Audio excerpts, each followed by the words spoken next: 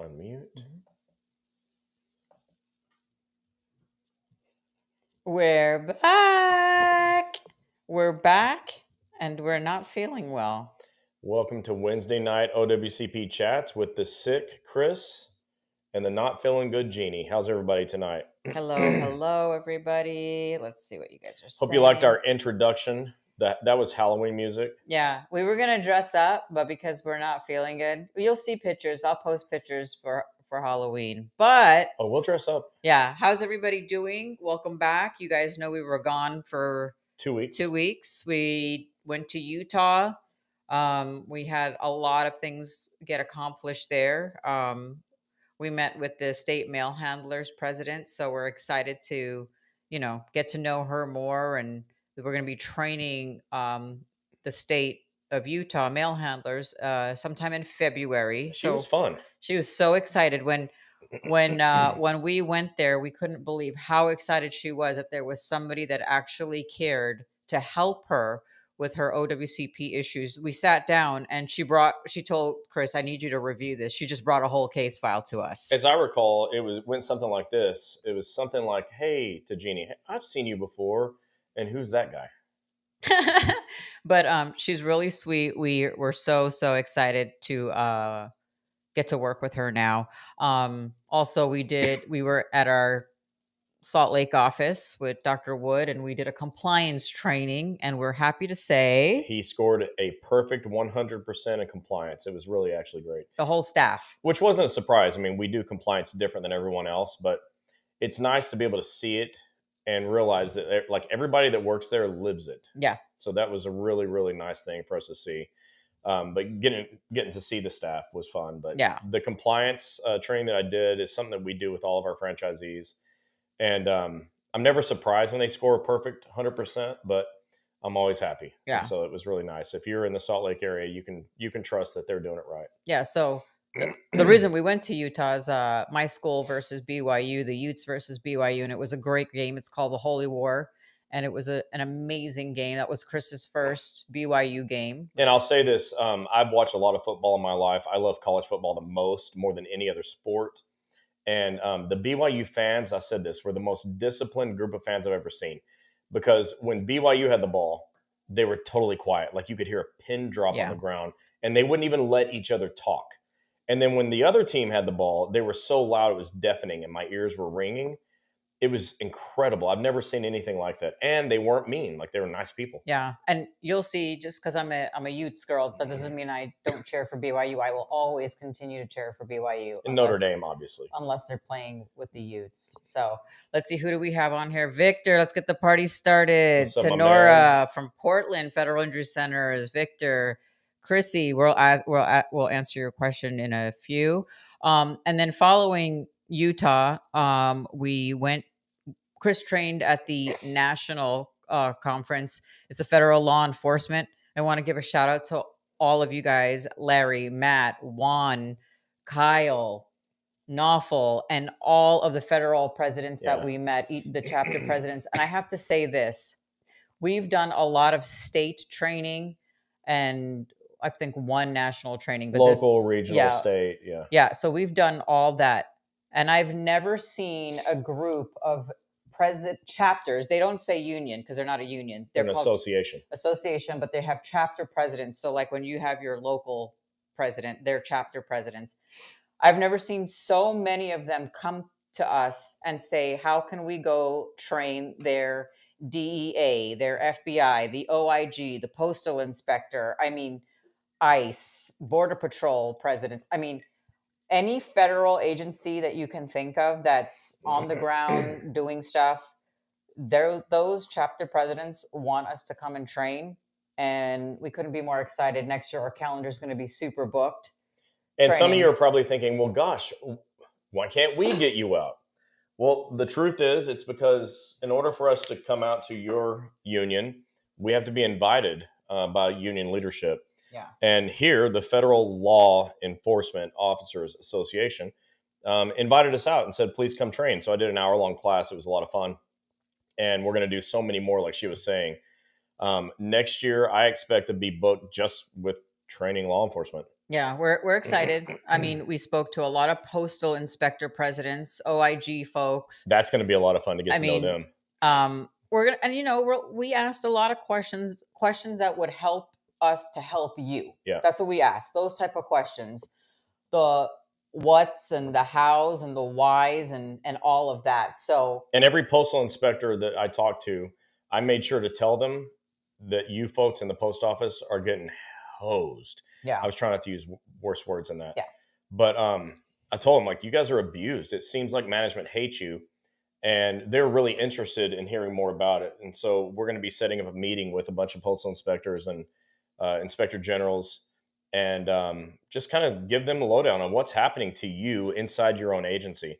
It was surprising. Like, they seemed to not really know what was going on. Yeah, they were, I mean, we asked them, really particular questions because we want to know how we can help USPS a little bit more and all this fear and whatnot. And we're going to say something, even though these guys and gals are federal agents and, can arrest you or whatever it is that they have to go and do. They're sweethearts. They are really sweet, but they're just like you guys with AFGE and USPS. A lot of them don't know about OWCP, and I'm telling you, there was, I think, like 200 of them there total.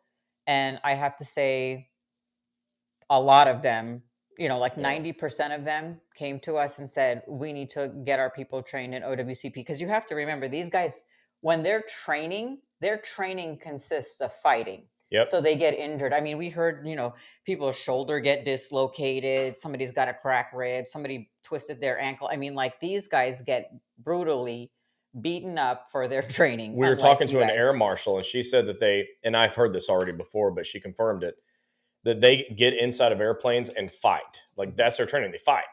So of course they're getting hurt. Yeah. And, our friends at BOP, they fight for a living too. Everyone inside the building is trying to kill them.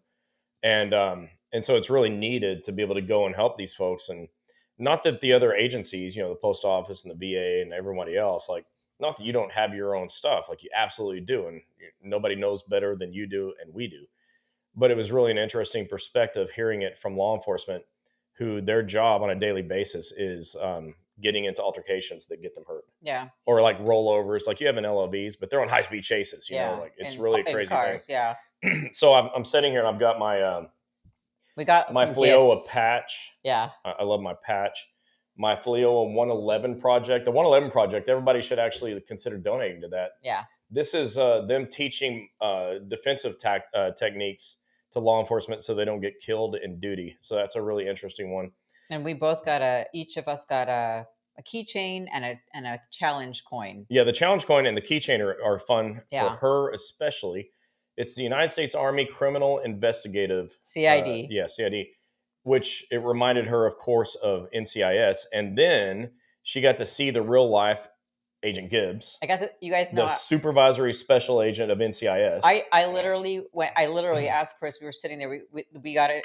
We had joined them for their national dinner. They had awards, and it was very touching because these awards were going out to men and women who served this country and literally put their lives on the line. One guy was in a car that went into the water and it turned over upside down to save people. It was an incredible thing. And then there was a lady that made me cry. She was accepting the award for her husband because he's no longer with us. So it was an honor to be at this dinner and to hear and see. But yes, I did see the real life Special Agent Gibbs. I posted the picture, so we won't be using names and all of the agencies. We'll just call it Gibbs. Awesome. And Victor's asking if we're going to be training in Jacksonville next week. No, Victor, we're not. Your boy Dalio is going to be doing it. I'm sure it'll be great. So we'll just be there to hang out and talk to our friends. Yeah. So those of you that are in the Florida APW, make sure you get on over there. Monday, we will be there Monday. And then Thursday morning, we are leaving to head to Miami for some work.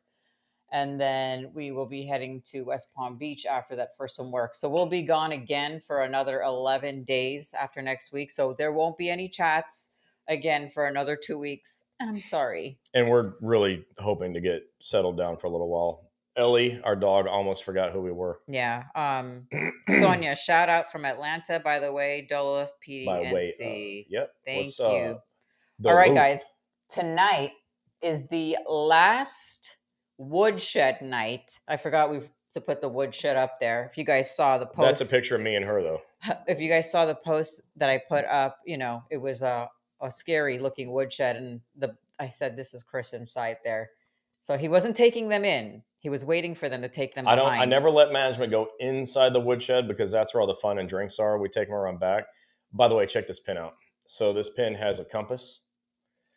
It's got a stylus. It's a pin. Thanks to Brian Johnson. And flashlight. What's up? And then the screwdriver. Yeah, and you unscrew this thing, and it's got a flathead and a Phillips head on the inside of it. Yeah. So the only thing it doesn't do is like break glass. But there is one for that too. There is one for that. This one's really cool. So thanks, Brian, for these. Yeah. They were a big hit. If you know anybody that's law enforcement, federal or a federal agent, and they want to be a part of the Federal Law Enforcement Association, reach out to me and I'll give you the link to join. So wait, who are the two new members of Fleoa? Wow, I forgot. It's Chris and Gini. That's right. We are honorary members of the Federal Law Enforcement Officers Association, dues paying members. Yes, folks. We pay dues now. If you'd like us to join yours, we would be happy to be part of yours as well. Yes. But we are really honored that they asked us and allowed us to be members. Yeah. So with that said, let's get into business. Yeah. And by the way, congratulations to Jonathan Smith, the new APW national president. We're so excited to see what he's going to do with APW in the next couple of years, and can't wait to meet him. Can't wait. Yeah. All right. Tonight, guys, is woodshed night. What do? We take supervisors behind the woodshed.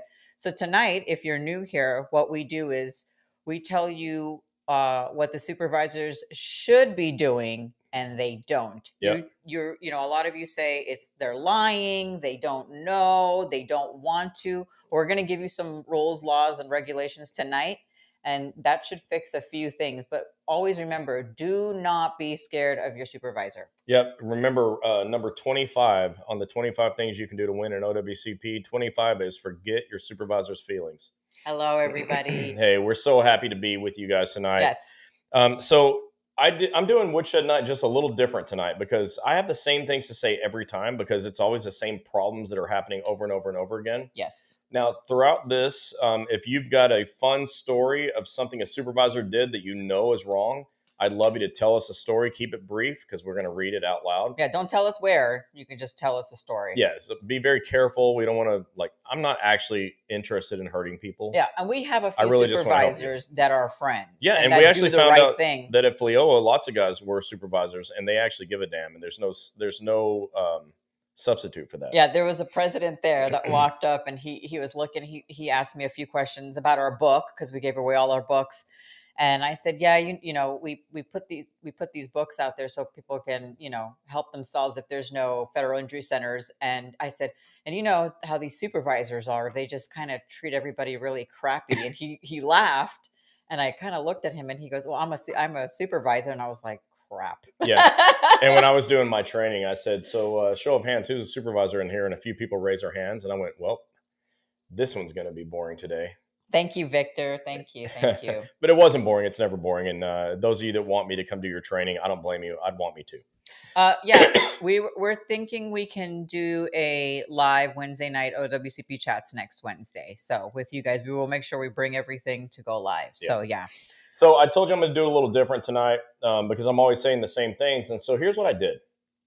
I have a really good relationship with ChatGPT.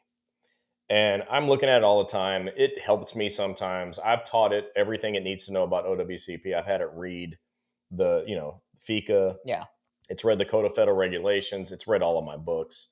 I made it get educated so it would know what I know.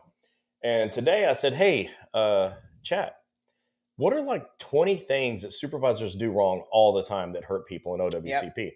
And so it gave me the top 20 OWCP rules that supervisors commonly break. And I said, well, this would be fun. I looked at it and I realized, this is all the same stuff I say all the time. Mm-hmm. So there is nothing new here. The thing is supervisors just aren't learning the lesson. And what I learned this last week is they don't learn it because you guys don't make them learn it. Yeah, you guys are not filing grievances. You guys are not pushing the pedal to the metal. And I was told by law enforcement people that you should be talking to your inspectors general. Yeah. You should talk to postal inspectors if you're at the post office. You should be letting people know what's going on. If enough people do that, maybe you can affect change. So that's going to be a really important thing. Contact your IG for your agency. And if something like these 20 things I'm going to talk to you about are happening, let someone know. Yeah. Because anytime these things happen, they're violating law. Yeah. And we don't want them to do that anymore. We want them to just do the thing right. Our partner Tom was in DC today. We have a lobbyist. We go up there and we talk, and I can't tell you what's going on because it hasn't happened yet, but some big things are coming. Yeah, we're excited. But he said, somebody asked him, what's the one thing that if you could get one thing accomplished, what would that be? And Tom said, we'd just like everyone to follow the rules. Yes. And they said, what do you mean? Well, nobody follows the rules. And that sucks for you. Yeah. Victor said, one of my USPS offices I represent, a clerk got injured on the job, and the supervisor called me and asked me, what's the procedure? You know what, Victor? I know that's probably a pain in the butt, but they did the right thing by calling somebody that actually knew. So that's step one of them trying to change. Kudos to them for Mary even trying. said, number one, lying. Yep. Well, like we say, they're, maybe they're lying. Maybe they don't know. Some of them just don't know. But, she's right. One of the laws that I talk about when I do my classes, it says this: whoever or anyone that knowingly files a false or fraudulent claim or statement with the government in connection with FICA can be fined, imprisoned, or both. Right. But that doesn't happen because nobody ever does anything about it. So maybe you will. And maybe that'll stop happening. Yeah. So here's the first thing. Let's get into some laws. Yeah, there's 20 of these. I mean, there's laws that go with this, but I'm just going to tell you about it. I could always post this later. Yeah. So number one thing is failing to provide the correct forms immediately. And the one that it really highlights here is the CA-16. That they don't give you the CA-16 even when you ask for it. and they're required to. It says the supervisor shall issue Form CA-16, right? So, and it just, it's not that big a deal. It just pays all your medical bills for 60 days, and you never have to pay it back no matter what, even if your claim's not accepted. So that's the number one thing it said is they don't give you the forms. And I think that's right. But then it follows up with number two, not just the forms, but then it specifically says CA-16. It says supervisors must issue the 16 within 4 hours of an injury requiring treatment and respect the employee's right to select their own physician. So that's interesting that it puts both of those things in there because that's the second section of the CA-10. Yep. What a federal employee should do when injured at work. And that section says of the CA-10 says get a CA-16 and you can choose your own doctor. But they violate those two things all the time. And I could actually stop here. I could say, hey, that's it. I'm not even going to talk about anything else because those are the two things they do most often. Yeah, Tenora, it's lack of training for all supervisors. You're absolutely correct. Yeah, there's no question about it. Yeah. But so you ask for a CA-16 or you don't even know what one is, like most people don't. And the supervisors don't offer it. And so you have to pay your own bills, which sucks for you. And it makes it really difficult to get better because, how many people can just afford to pay medical bills when they woke up today, not even thinking about getting hurt? Nobody was planning on it. You don't plan on getting injured. The third thing says failing to report the injury to OWCP promptly. I tell people this all the time. You got to make sure you have your supervisor's correct email address because when you go to eComp to fill out your forms, your CA1 or 2, they get an email. And then once they receive it, they have 10 days to turn it in. And according to ChatGPT, this is the number 3 thing they do wrong all the time is they don't turn it in on time. Well, if they don't turn it in on time, at minimum, you have a grievance. But in actuality, they violated the law. They have 10 days to submit this to OWCP. The reason that's a big deal is because until the claims examiner receives it, you don't have an injury. It never even happened. Right. And so they have to do things timely. And I think it's interesting that that was a third thing. Hold on. Mary said, long time ago, I asked for forms to fill for my new surgery. And then she goes to the internet slow. Printer is not working. LOL. Full of lying. Lie. Tell us how you really feel, Mary. Victor said, I explained what the procedure. I also asked the supervisor if the CA forms were posted at all USPS bulletin boards. Supervisor said no. I told the supervisor to please post CA forms. Well, good for you. Victor's in the Orlando area. He is a strong clerk. And he oversees, I don't know, how many offices do you oversee, Victor? 36, a lot. 38? A lot. More than anybody I know. And you can't get past him. So if you're in the Orlando area, you definitely have Victor to go to. He's great. So the next thing they talked about is the supervisors interfering with your right to choose your own doctor. The law is clear, and supervisors, they screw this up all the time, and I think on purpose. They tell you have to go where they send you, and it's typically to an urgent care.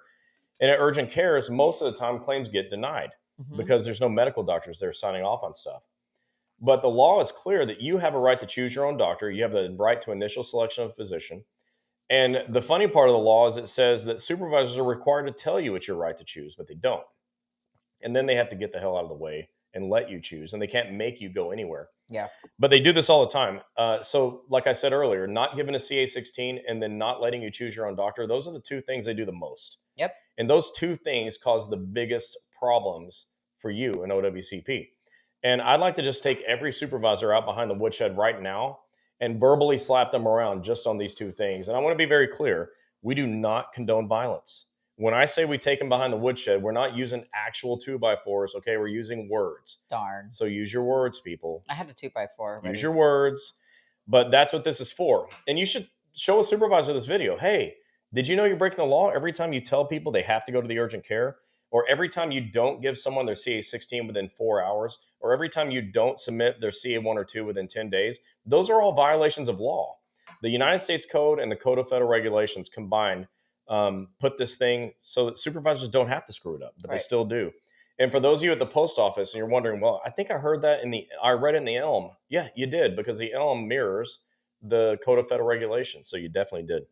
Oh, a shout out to John Reverend. John, I should have thought about it earlier. We should have brought you on as a guest, and we will, because John was a TSA agent, and then he became officer, and then he became a supervisor. But he's one of the good ones that knows his stuff, and he's been watching us for quite a while now. He even invited us out to train his Yeah, officers. we trained TSA. What supervisor does that? Yeah, Only him. we trained TSA officers in St. Louis, Missouri. It That was was really awesome. cool. Hey, John, what's up? So interfering with your right to choose a doctor. Number 5, denying COP.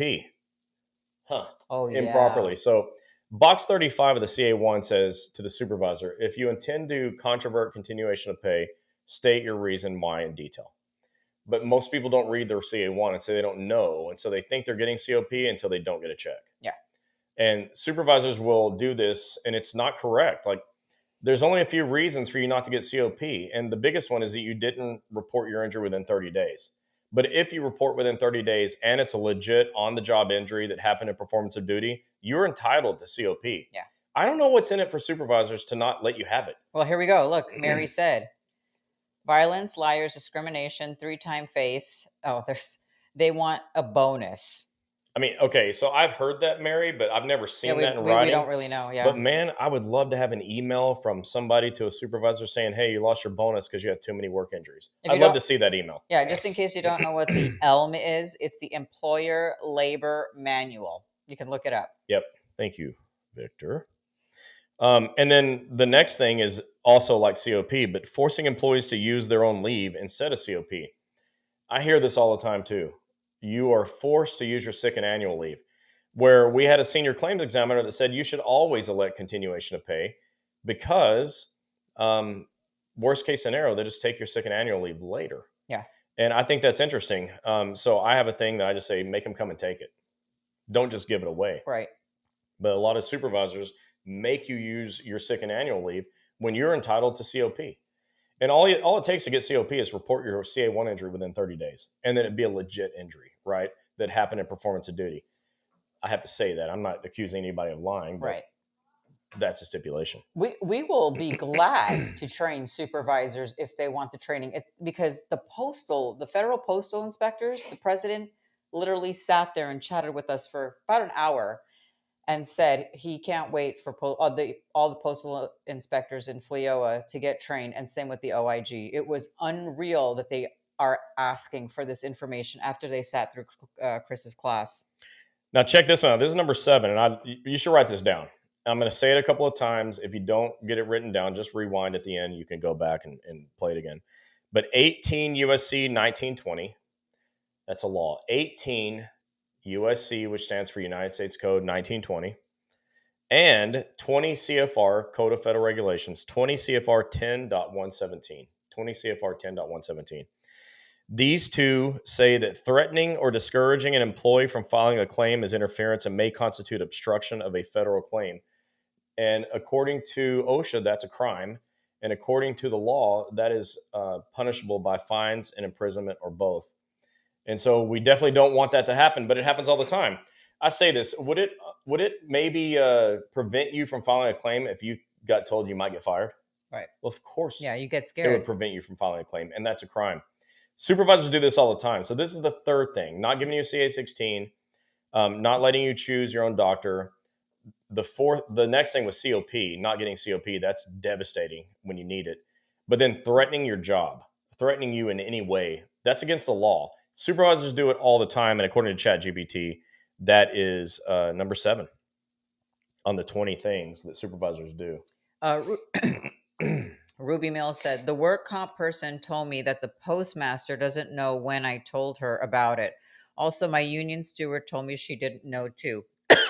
When we do state trainings, basically the room is filled with stewards, a couple of just regular members if they're able to get off. But this is why we do the steward training, because we know just the people that are not stewards don't know, maybe don't see this, maybe don't go to the conventions, don't go to your union meetings, so you don't know about OWCP. This is why when we do steward training, it's a 3-hour training. 2.5 if nobody asks a lot of questions. Yeah. Hold on. Sonia says, do you have to choose your doctor after an emergency care visit within 3 days from the injury? Take the CA-16 to your physician who will treat you under your approved claim. The physician will be addressed by DOL. Yeah, so that wasn't a question. It's really a statement, but that's true. You have to choose your doctor after an emergency care visit. I don't know about the 3 days thing. Here's what I always say. let's say you end up going to the urgent care or to the ER. And you can, It's if it's an okay. emergency, There's yes. no reason you Right. don't have to not go. You Right. can go. So if the supervisor tells you, hey, you should go to the ER or walk in, you should go to get it taken care of, whatever it is, right away. Well, I'm not going to say should. I'm going to say you can. I mean, if it's necessary. It's up to you. Yeah. Maybe you don't mind if your arm's just hanging by skin. Mm-hmm. Or maybe you don't want to get stitches for this. You know, whatever. Maybe you don't rub some dirt on it. It'll be okay. But the point is, don't stay there because that becomes your doctor and they don't know anything about OWCP. All right. That's really important to you that you choose the right doctor. It is your choice. And as far as I'm concerned, I teach this about approximately 100% of denied claims are the doctor's fault. Approximately 100% of denied claims are the doctor's fault. So not getting to choose your own doctor is like an automatic denial. Yeah. You know, if you don't pick a doctor that knows what they're doing. Okay, so according to ChatGPT, the 20 things that supervisors do to break the rules and need to go back behind the woodshed. Number 8, failing to complete their portion of the CA1 or 2. This makes me nuts too. So back in the old days, it was all done by paper, and now it's all in e-comp, and so they get that email and they have 10 days to turn it in. But then some supervisors say, man, this is a lot of work. I don't have time for this. It's literally one piece of paper. Yes. It's one page. Yes. You don't have time to fill out one page? Like, what do you got to do that's so important in your life? You can't fill out one piece of paper. Drink coffee. And as long as you don't screw it up and try to host someone's case, you're just going to go no, all the way down. And it's not going to take that much effort. You could probably finish it in a couple of minutes. Yep. But they don't. And it's so annoying because they have to finish it. It's got to be turned in within 10 days. But then it needs to be truthful because anybody that knowingly files a false claim or statement in connection with a claim under FICA shall be fined, imprisoned, or both. So just tell the truth. And at the bottom of the CA1, there's a certification that says, I certify that everything here is true to the best of my knowledge. And it says anybody that does this and knowingly does it can be punished. Right. So like they're told right there. So just do the job. Just do the job. Come on. See, this is getting me kind of fired up, actually. He wasn't feeling good when I already wasn't feeling good, but now do you see my hat? It's bringing back all the bad thoughts. You see my hat? It says, sorry about my husband. Read my hat. This is because I knew we were going to do this woodshed tonight. So sorry about my husband. Yeah, well, just so you know, Ellie has a patch on her collar that says, husband is cool, beware of wife.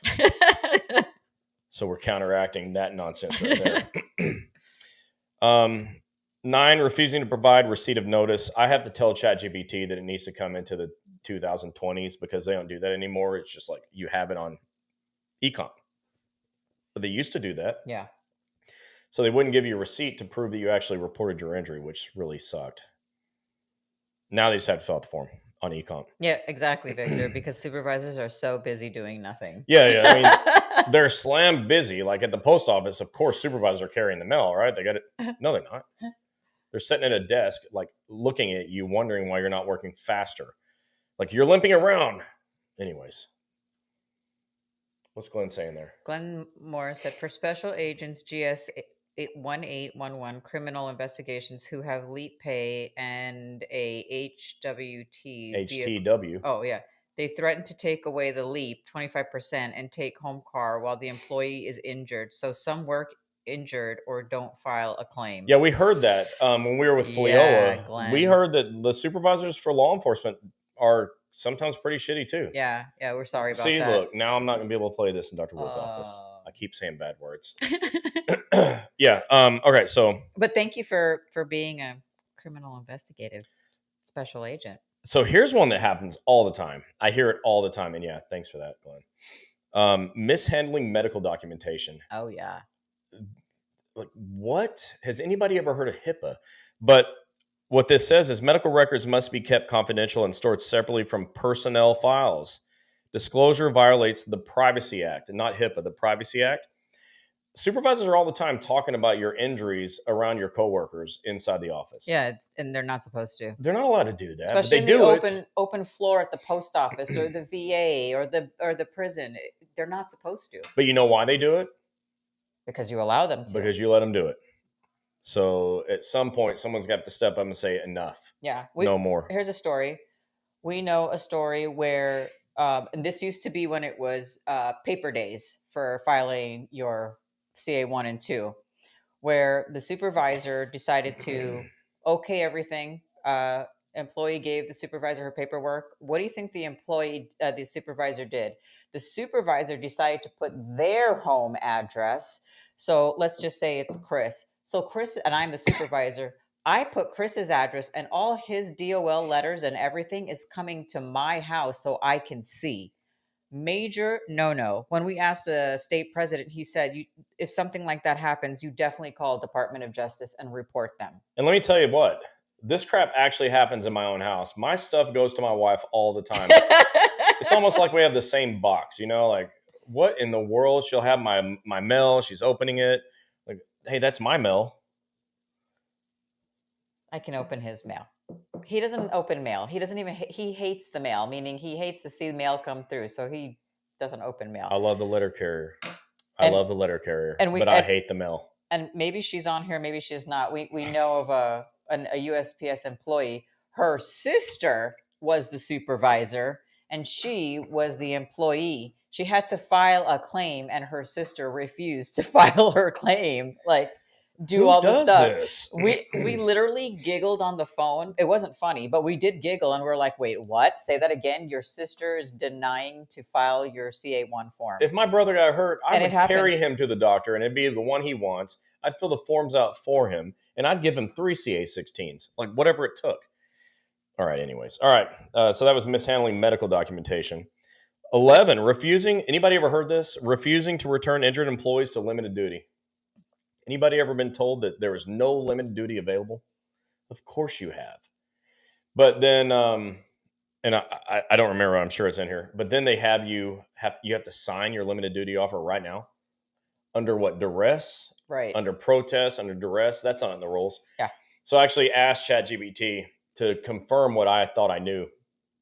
Turns out I was right, like always, that you don't have to sign it. You have 30 days to show it to your doctor. 30 days. When we talked about that sometime earlier this year, people were really upset. When I have to teach that, I say, look, if you have anything in your hand you can throw, just set it down because I'm going to tell you something you're not going to like. Yeah, people kept saying 3 days, 15 days. I mean, like 24 hours, 48 hours. We were like, no. You have 30 days. So wrong. 30 days to show it to your doctor before you have to accept or deny it. Yes. But refusing to return injured employees to limited duty. Supervisors must offer medically suitable work consistent with the physician's restrictions on the CA-17. Failure may cause wage loss liability. So that's what's in it for you is you want to get paid. And I always say the surest way to get paid is to clock in. Well, if they won't give you a limited duty assignment, you have to keep jumping through hoops and do CA-7s. Yep. And try to get LWOP, and that's not fair. 12, forcing full duty against medical restrictions. Anybody ever heard that before? Your doctor writes restrictions. Your supervisor gives you this cute little limited duty assignment. You take it to the doctor or you sign it under duress or protest. And then as soon as you sign it, you get to work and they make you do things outside of your doctor's restrictions. And that is dangerous for you. That's how you get hurt. It's how you got hurt in the first place. It's how you get hurt worse or re-injured. And so they're not allowed to do that, but of course they do it all the time. Yep. Here's one that I think almost nobody knows, but all of our offices know. It's contacting the treating doctor without authorization. Did you know that your supervisor, your agency is not allowed to call your doctor without your knowledge and permission? Did you know that? We've had like when we first started, we had a handful of supervisors call the doctor's offices and we were like, you cannot talk to them. Patient doesn't even know that they're calling the offices. So make sure you're paying attention. 20 CFR 10.506. 20 CFR 10.506. They are not allowed to call your doctor without you knowing. How about this one? Altering or delaying documentation. Changing injury details or delaying reports to affect outcomes is falsification of records and a criminal offense under federal law. Yep. But we've seen it happen. But yeah. All these things that Chris is talking about, these major things, the reason we're telling you is because we've seen it, we've heard it, we know it's happening. So this is why we're talking about woodshed night. Yeah, I mean, I have way more stuff than I would have actually talked about thanks to my buddy ChatGPT. Failing to provide written limited duty job offers. You can't just say, hey, here's an offer. It's got to be in writing because you have to have the opportunity to show it to your doctor. Yes. And sometimes they don't want to give it to you in writing because they don't want to be held to it, but they have to. I don't see that as much, but if it did happen, I'd be pretty pissed off about it.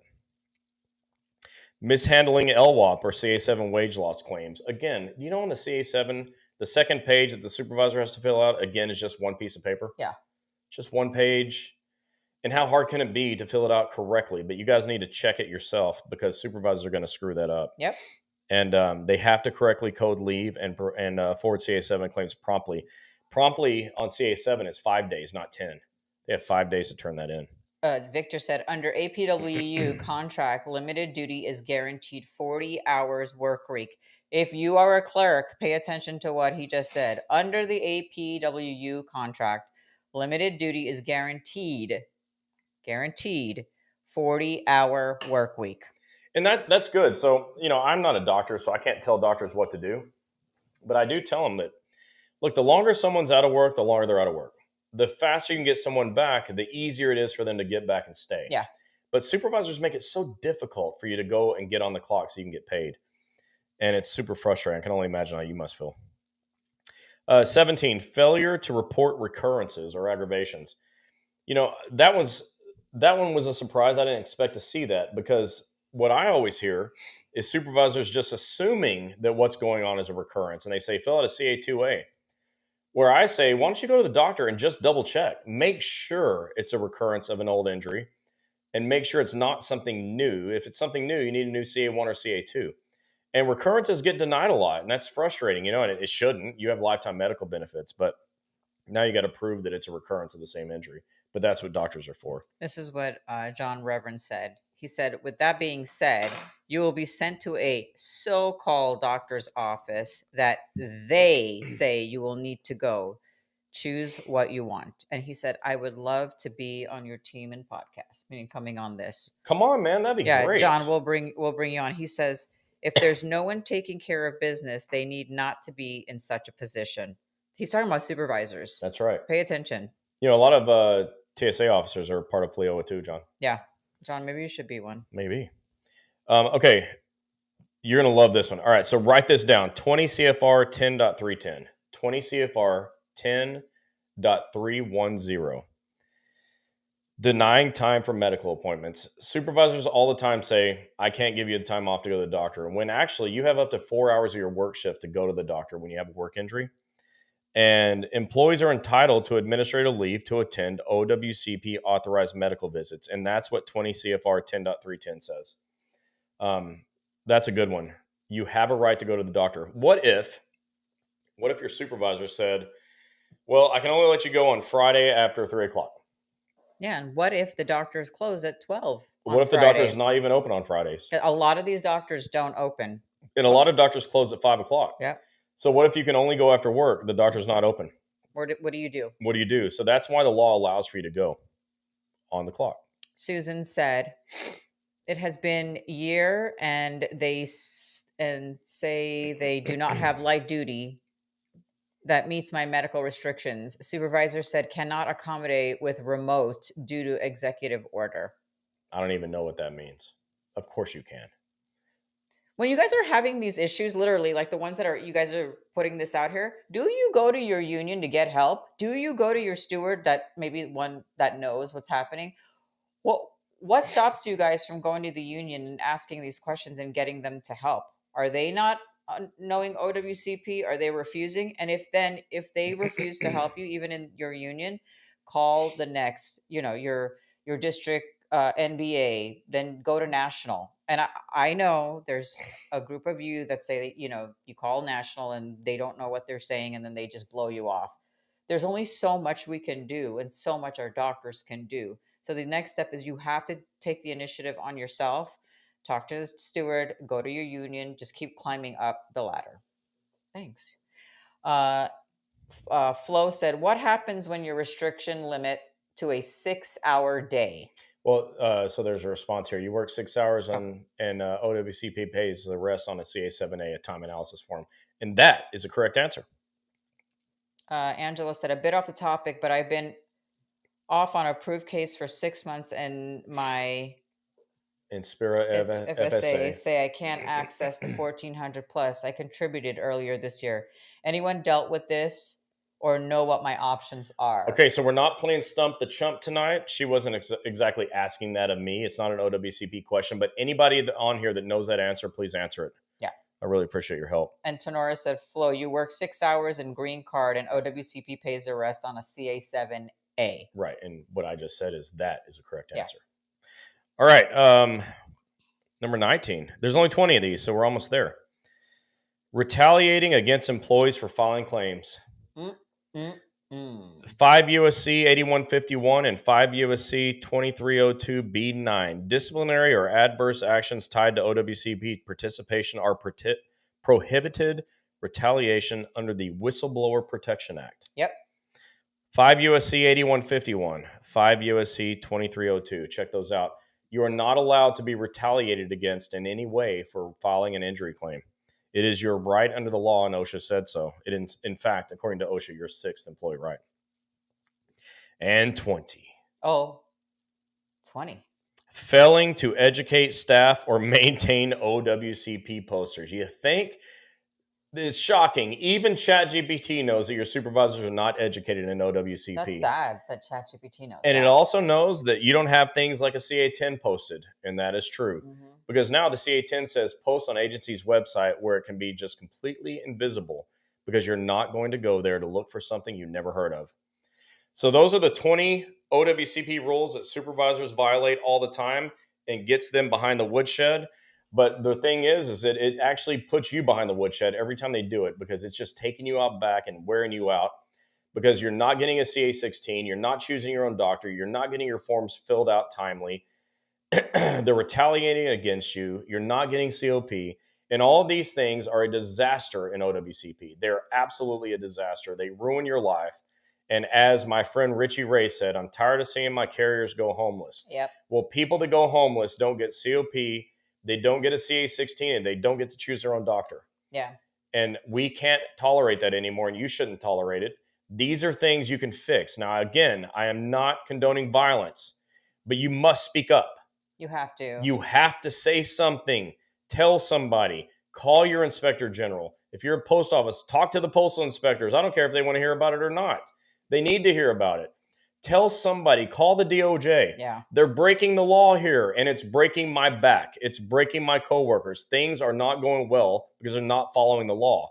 As you can see, this does piss me off quite a bit. And a lot of things like OSHA or the DOJ, when you call, you can also go online and submit, and you can do it anonymously. They even say you can do it anonymously as long as it is you have whistleblower protection. Yeah, and as long as it's the truth. You can't be saying the supervisor did something just because you can't stand the supervisor. Never knowingly file a false or fraudulent claim or statement in connection with a claim under FICA. Yeah. Susan, if you need to hire an attorney, what are you hiring the attorney for? If it's for your DOL paperwork, I highly suggest you just go on Google and Google OWCP doctor near me, your city and state, and go to the doctor and have them fix your paperwork.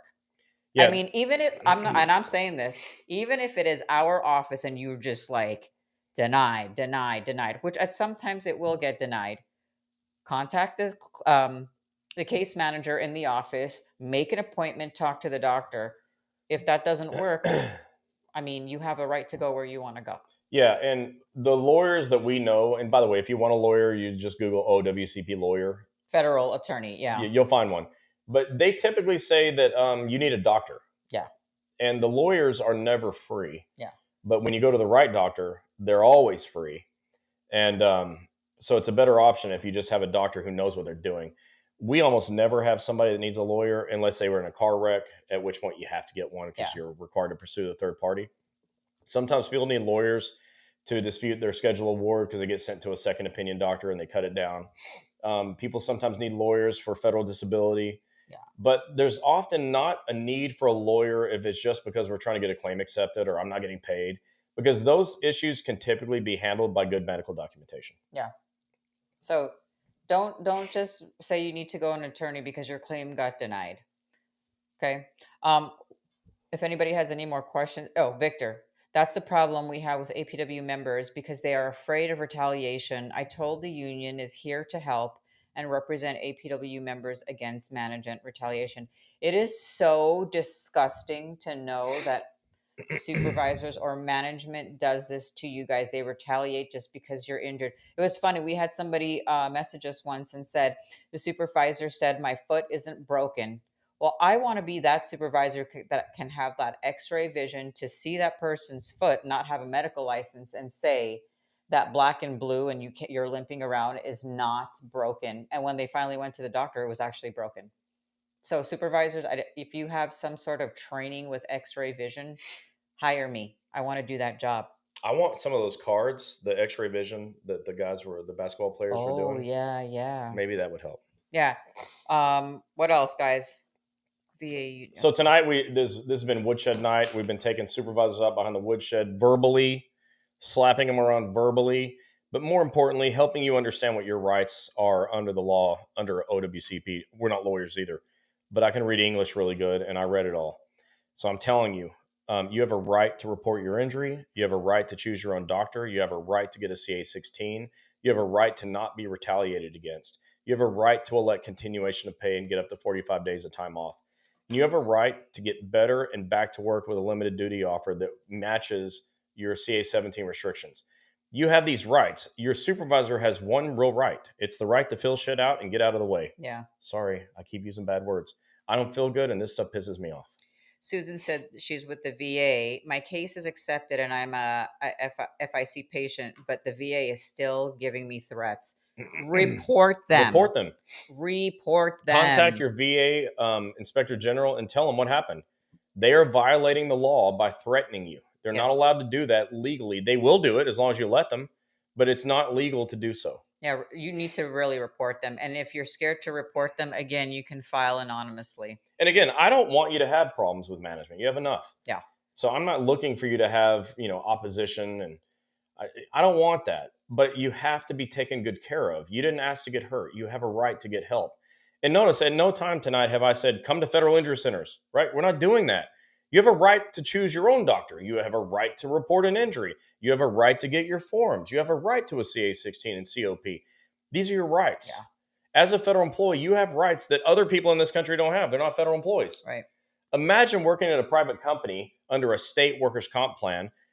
They're getting hosed all the time because they have very few rights. As a federal employee, you have all the rights, but your supervisors steal them from you on a daily basis, and you got to take them back. Yeah. Tenora Hale said, so I have a major win story. A rural carrier was denied for over a year, and they called me, and I'm a union board member, and I referred them to Federal Injury Center, and they got her approved.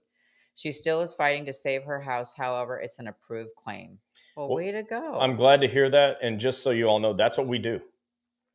The reason management hates us is because we win. Every time we get a new office in a new area, the management goes nuts.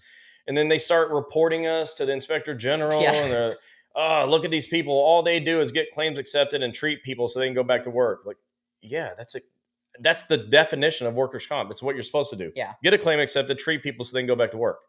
And we have a greater than 93% return to work rate. So you're welcome, management. People are going back to work. Yeah.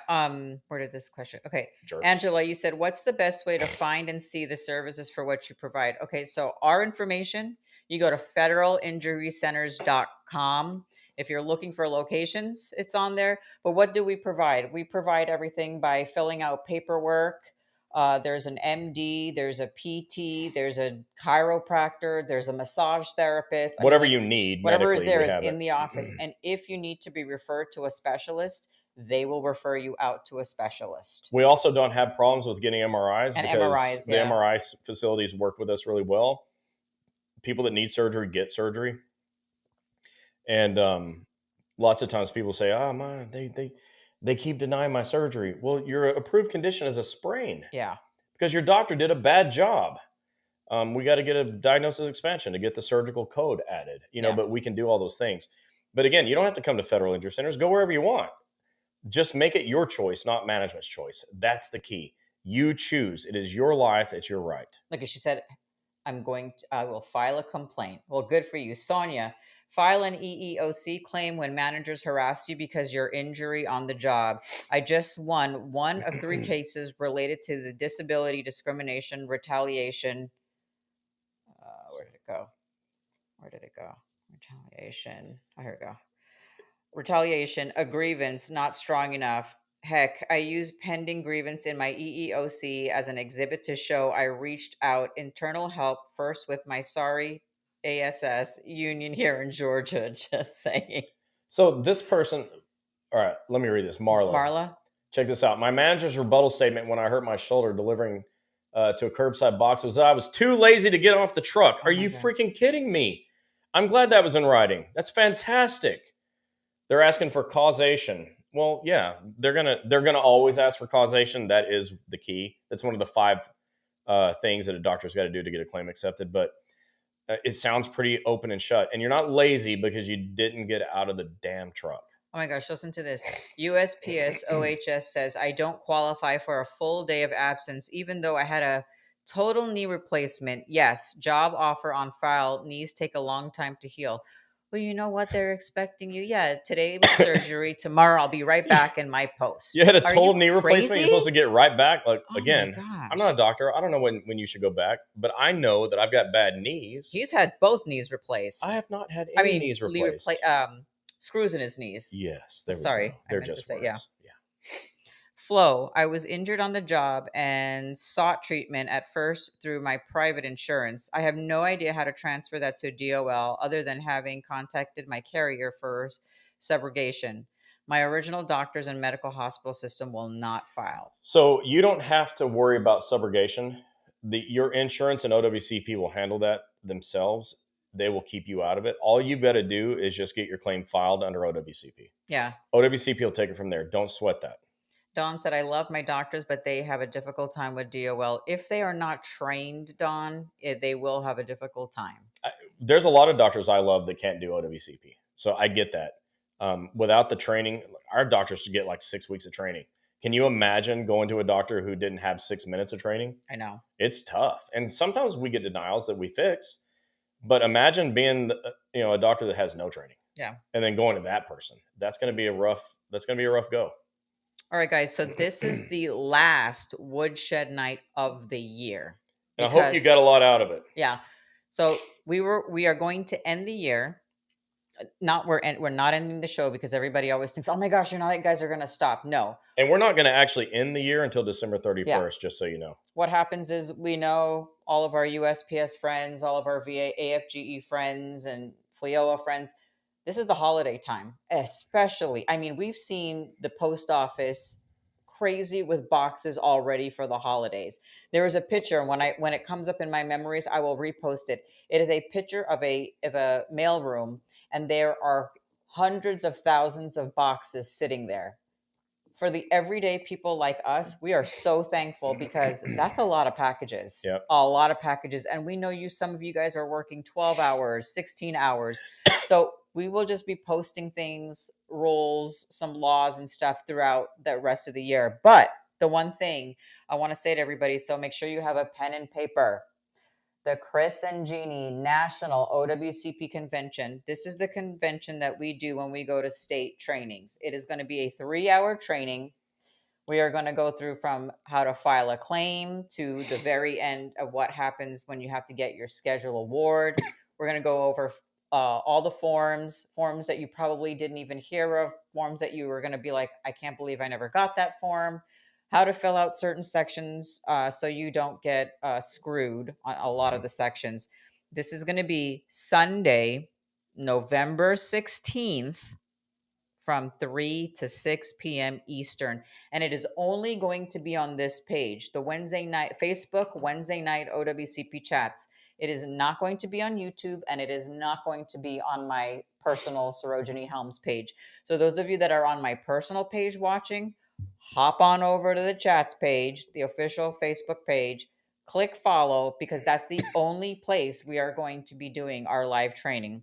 Again, this is our national OWCP convention, 3 hours long, November 16th from 3 to 6 p.m. I did the poll. You guys said not Saturday. Sunday was better. So we're going to take our Sunday and we're going to do this for you guys. And it's going to be great. Everyone loves my training.